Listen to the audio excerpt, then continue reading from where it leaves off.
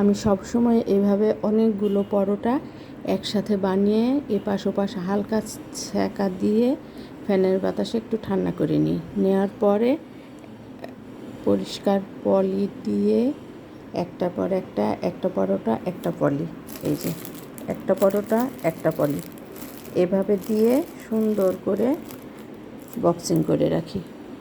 Airtight বক্সে এভাবে রেখে দিলে পরোটা অনেক দিন ডিপ ফ্রিজে রেখে খাওয়া যায় এবং স্বাদ একই থাকে, সুন্দর মতো ফোলে।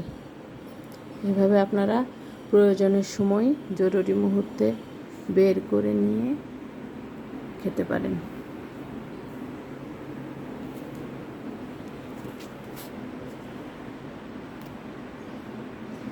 একটা কথা বলি, এগুলো কিন্তু ওই যে কেনা পরোটা মধ্যে যে একটা পর একটা পরোটা লেয়ারের মাঝখানে যে পলিগুলো থাকে, এগুলো কিন্তু সেই পলি।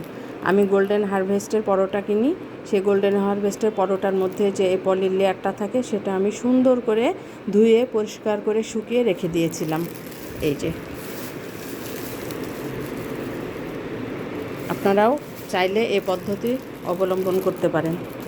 এগুলো সুন্দরভাবে এখন আমি আবার আমার নিজের বানানো পরোটার মধ্যে লেয়ার আকারে দিয়ে পরোটাটা ফ্রিজে রাখবো।